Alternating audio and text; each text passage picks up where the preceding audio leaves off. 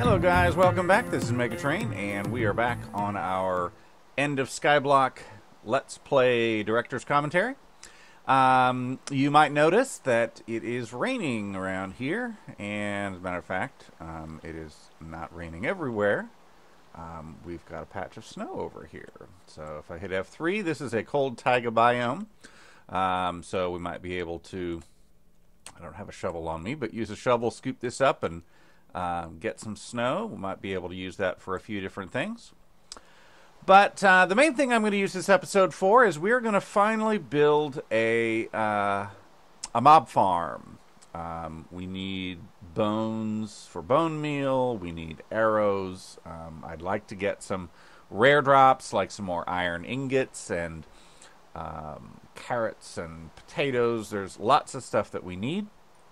So, since the last episode, I've done a bit of farming here. I think I've cut down 3 or 4 more giant spruce trees, so I've got quite a bit. What I'm going to do is put my oak back, and that, I believe, should be more than enough. Let me get a fresh... I got a fresh axe because I'm going to be working with a lot of wood. So you can make, obviously, your spawner out of any number of things. I'm going to use my my spruce planks to do that, and that should work out pretty well.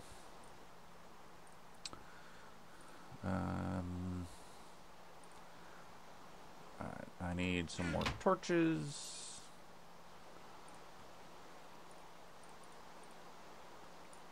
Oops. Probably not that many.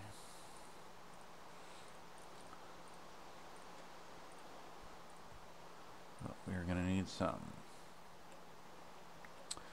So the question that I thought a bit about is where exactly I want to put my mob farm. And I believe what I'm going to do is I'm going to go ahead and build toward a new platform in this direction. I do not want it over my center island. I actually had some issues. I don't know. It's been a little while back. I had some issues on my prior test world where I had a lot of mobs glitching through the mob spawner and land on my island and kill me. So I want to try to avoid that if I can. So I'm going to build this direction and kind of make a similar centered area in the next biome over here.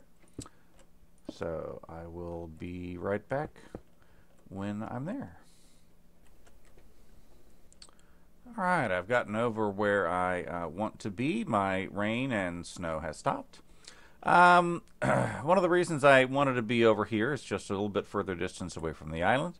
Also, this is an extreme hills biome, which doesn't really mean that I need it for anything else. I don't need it to get ocelots or wolves or something like that, so I can use it for my mob spawner. Alright, the design that I'm going to be using here is Etho's design. This is what he calls his practical mob system. And I'm modifying it just a little bit because I want it to be able to spawn Endermen. So I'm going to make it 3 high instead of only 2 high. Alright, so I can't really talk and count here. So give me a second. I'm just going to pillar these up till I am 25 blocks high. Alright, so far I am 1, 2, 3,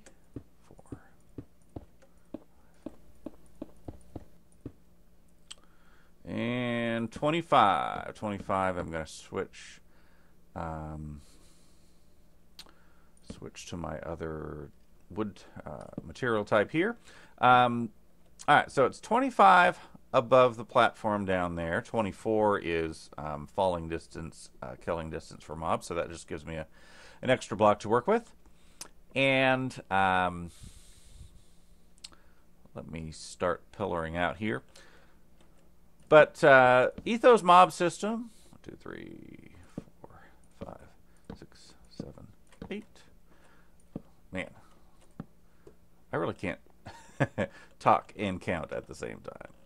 So let me get these wings set out right, and then I'll talk a little bit more.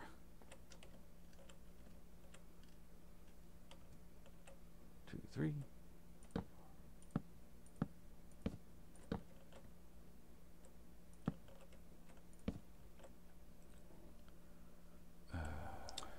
Okay, so Etho's mob system, if you haven't seen it, has a whole bunch of 3x3 spawning pads, and it's designed to, let me just give you a taste of what the spawning pads look like here. So there's going to be a 3x3 spawning pad. It's going to have a a slab in the middle, so that we can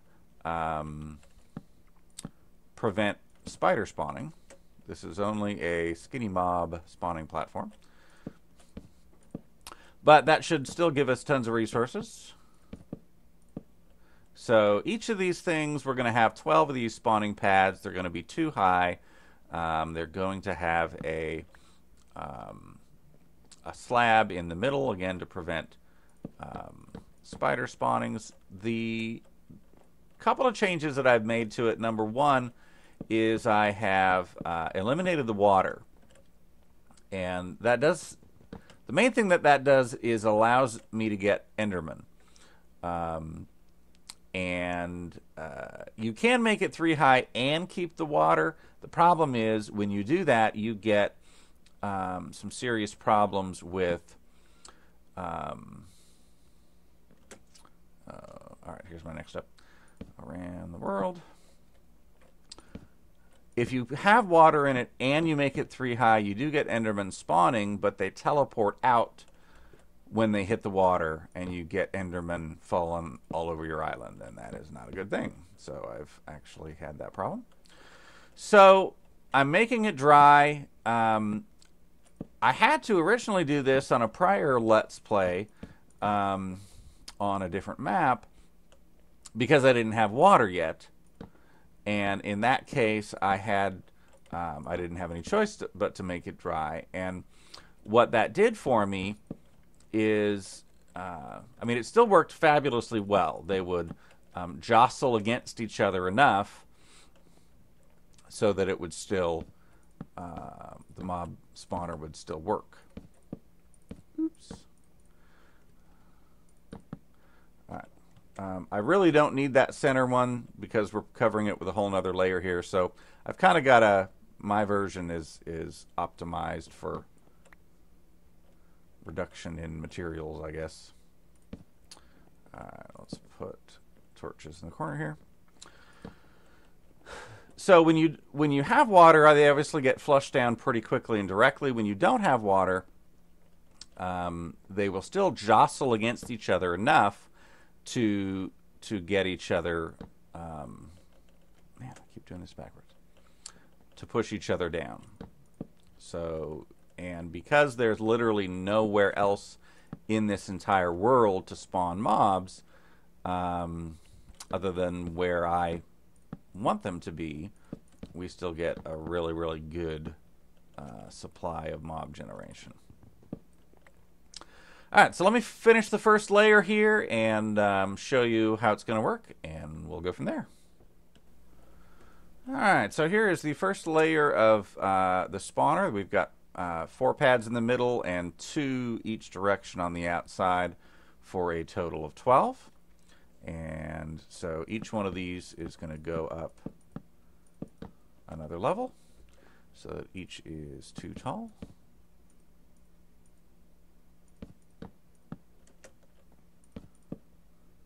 And I'll leave a couple of these down just for now so I can get up and around. But let me finish this second layer here. I'll be right back.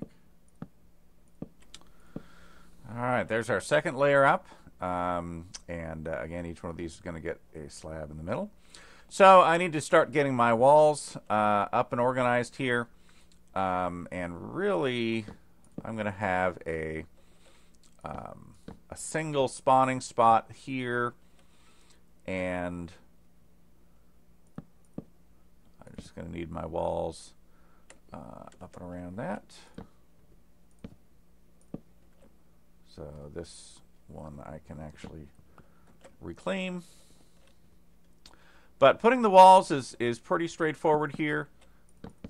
And I mean, I could put 2 here in the corner, but that's ultimately not one that's going to be used. I can actually make an additional single spawning location right here on these spots. And again, these are the spots that would get water in Etho's version, but it is not going to in mine. So these are going to be 3 high. Right now I'll put 2 just because I don't want to hop and do that every time. But let me get the walls going up and then we'll see the next step. Got the walls up here, so you can definitely get a feel of how it's all going to work now. We've got each of these spawning pads. We've got some bonus spawning spots in the corners. A few of those running around. And all we need to do is go up 1 layer higher. And we need to put 1 more layer wall on, and then we will start putting the roof. So before I do that, I'm going to go ahead and light up these areas so I don't get any mobs spawning, and I'll come down and replace these with half slabs.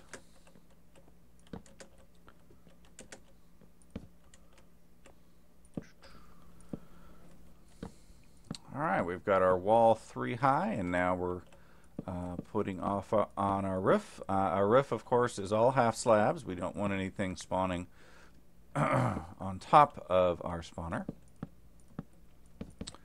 And it'll take a couple of stacks of slabs to get everything covered over.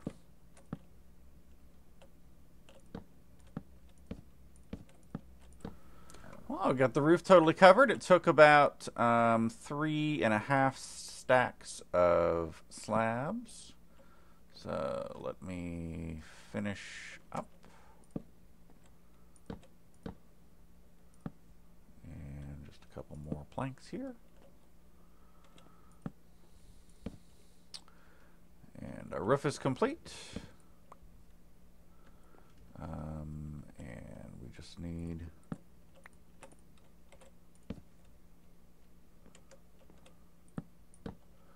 to plank up the inside.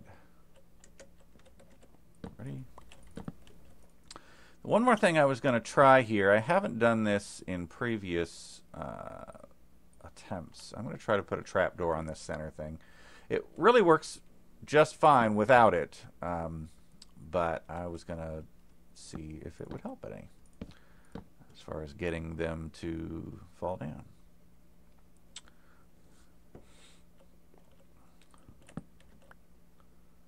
Alright, we are almost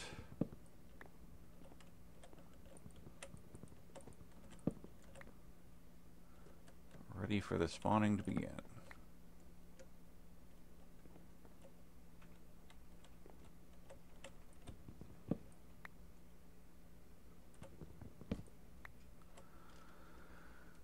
Alright, we're going to put a trapdoor right there.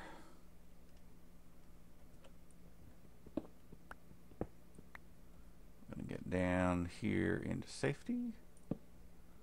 Put our final block back.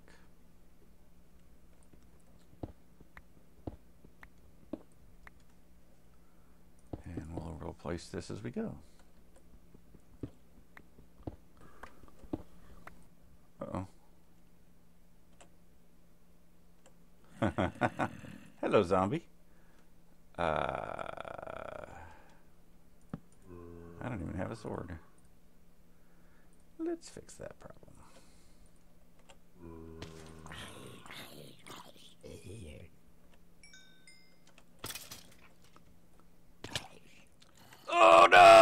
Oh! Lost some wood. Dang it.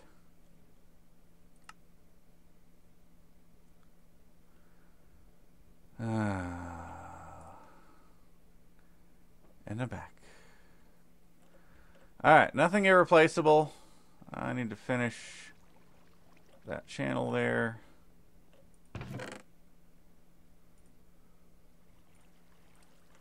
Alright, let me replace some cobble here.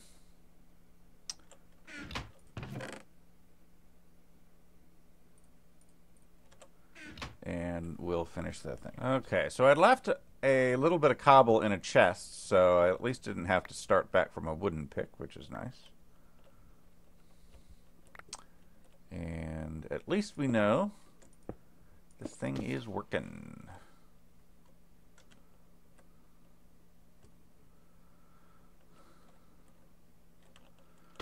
Alright, I can recover this.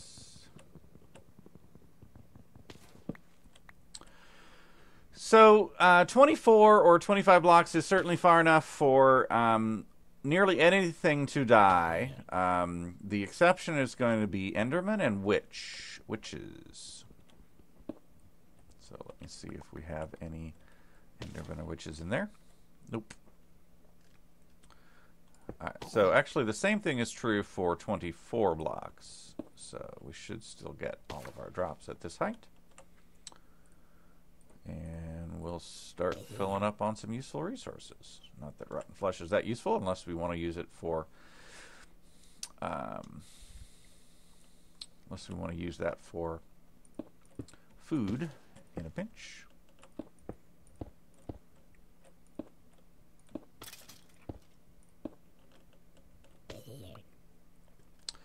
Alright, so I brought some chests. We're gonna stick these down over here.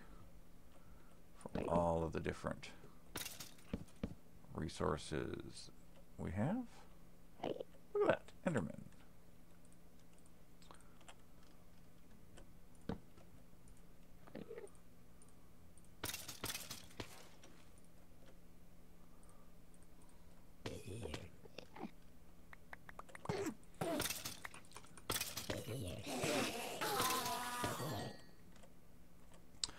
So if we want to simply convert this to an XP farm and let us get some rare drops, all we need to do is pop an extra block right there. And you got to be a little bit careful here with your height. You don't want them to be able to see you.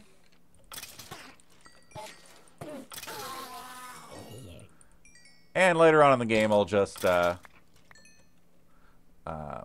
have a piston there to switch between the two modes and stuff like that. But for right now, we'll just pop a block down in the middle when we want to use the XP grinder mode versus the straight drop mode. So we'll spread our stuff out in these different chests. The two items that are a bit less useful will go in this one. The two items that are a bit more useful will go into there. And we'll put different kinds of rare drops in these ones here.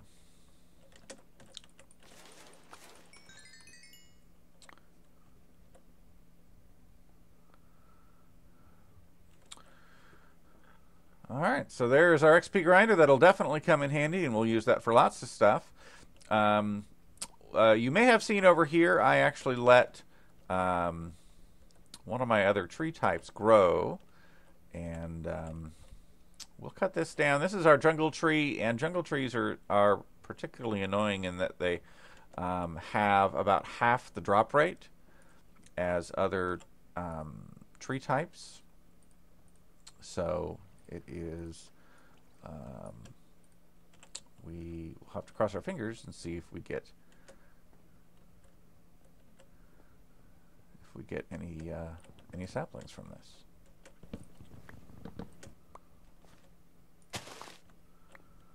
There we go. And now I've got bone meal.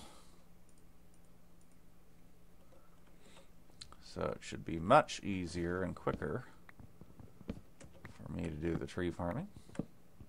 Let's see what we can get from this one.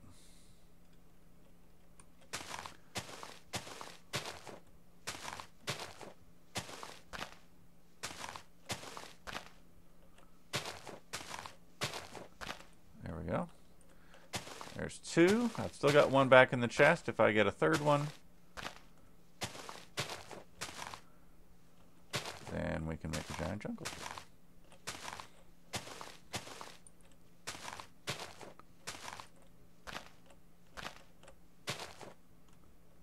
Oh, there it is. I missed it. Nice.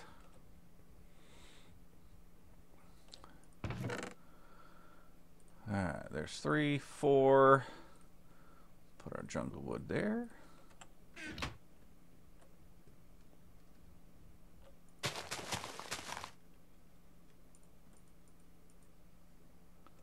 Nice, there we go. Beautiful. So, let's check on our spawner. This is going to come in handy for tons of stuff. So it's also one of the main, one of the other main milestones that we have to do for our challenges list. So we can check that one off as well.